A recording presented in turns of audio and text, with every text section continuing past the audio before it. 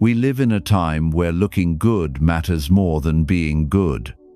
Social media has turned showing off into a lifestyle, and many people have joined the race for status without realizing they're trading freedom for appearances. But what if I told you that living below the standard, what many people see as failure, might actually be the fastest path to real freedom? In this video, you'll discover 5 Stoic reasons to live simply, keep a low profile, and build wealth in silence. The last reason might just shift your entire view on money and freedom. Let's get started. Number 1. Simplifying your life helps you avoid invisible traps. Some people believe that the more you have, the freer you become. But in reality, the opposite happens. More stuff means more worry, more expenses, and more limitations. A fancier car needs pricier insurance. A bigger house means more maintenance. As your lifestyle rises, so does your stress. This effect even has a name, the Diderot effect. It describes the cycle where one expensive item triggers a wave of other purchases to match it. What seemed like a gift becomes a trap.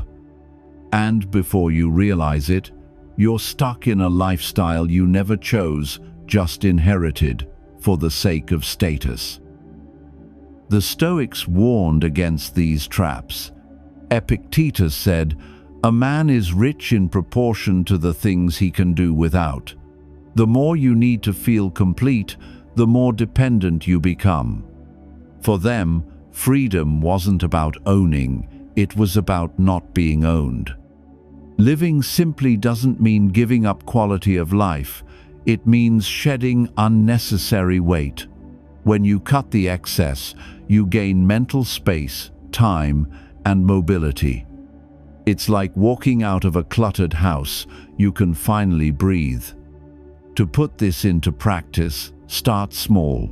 Look around and pick one thing you own but don't use. Maybe it's a subscription, an item, or a recurring expense. Cut just one today and feel the lightness that comes with it. And that lightness has another powerful effect. It clears the path for financial acceleration. That's what we'll talk about next. Number 2. Living below the standard expands your freedom now. Most people think financial freedom means retiring early or getting rich. But true freedom starts way before that, the moment you have room to choose. And that only happens when your spending doesn't eat up your entire income. If you're living paycheck to paycheck, any surprise becomes a crisis. You can't switch jobs, take time to study, start a business, or simply breathe. Living below your means creates margin. And margin is where freedom lives. Epictetus said, "It's not the man who has little, but the man who craves more who is poor."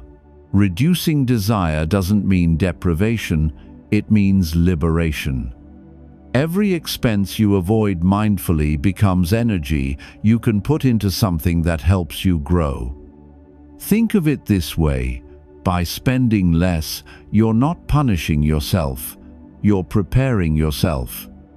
While many people increase their expenses the moment their income rises, the Stoic holds steady and expands their possibilities. In practice, this might mean redirecting the money you'd spend on a new phone toward a course, an emergency fund, or a personal project. It's not about cutting everything, it's about swapping automatic consumption for intentional investment. And when you do that, you begin to see which relationships, environments, and choices actually align with your true self, which brings us to the next point. Number 3. Modesty filters who really matters. Showing off draws attention, but not all attention is worth it. When you flash your wealth, even unintentionally, you start attracting invites, friendships, and advice that have nothing to do with who you are, and everything to do with what people think you have. Keeping up the act can be more costly than it seems. Many people feel pressured to keep up with friends who spend more, go to places that don't align with them, or maintain a lifestyle they never wanted, just to avoid seeming less than. This eats away at your social freedom, mental peace, and eventually, your bank account. The Stoics believed living with integrity was more valuable than pleasing others. Marcus Aurelius wrote, "It is foolish to seek applause from those you don't even know." When you stop trying to impress, you start attracting people who value you, not your image. Modesty is a quiet filter. It drives away the superficial and draws in the genuine. The people who stick around when there's no luxury are the ones who deserve to be there when abundance comes. That's worth more than any brand name item. To apply this, take a closer look at your circles. Who makes you feel like you have to spend to fit in? And who can you be simple with and still feel whole? Start investing more time in the latter. And connecting with authenticity is just one of the protections simplicity brings. In the next point, you'll see how living with less also shields you from even greater risks, including physical ones. Number 4. Keeping a low profile protects you strategically. Excessive exposure is a calculated risk. If you constantly show off your life, your possessions, or your accomplishments, you are unknowingly increasing your vulnerability emotionally, socially, and even physically. And that's not an exaggeration. Those who draw attention inevitably attract more risk. Showing off can even lead to dangerous situations. The more you display, the more of a target you become for judgment, comparisons, scams, or even physical crimes. But beyond that, there's a subtler risk, attracting people and expectations that have nothing to do with your real values. The Stoics were masters at avoiding unnecessary exposure. In his Meditations, Marcus Aurelius wrote, "Don't be carried away by appearances." To them, staying discreet was a way to protect what mattered most: inner peace and the freedom to be authentic. Keeping a low profile doesn't mean hiding. It means choosing what's truly worth showing. When you live according to your principles, you don't need anyone's validation. And the less you try to prove something, the stronger you become inside. To apply this, try a simple exercise. Observe how you present yourself on social media, in conversations, in your spending choices. Are you showing what you value or what you want others to think of you? Less exposure, more control. And with more control, you move closer to a kind of freedom that doesn't rely on luck or status. Now, let's move to the final point: how living with less can give you back the most precious asset of all, your time. Number 5.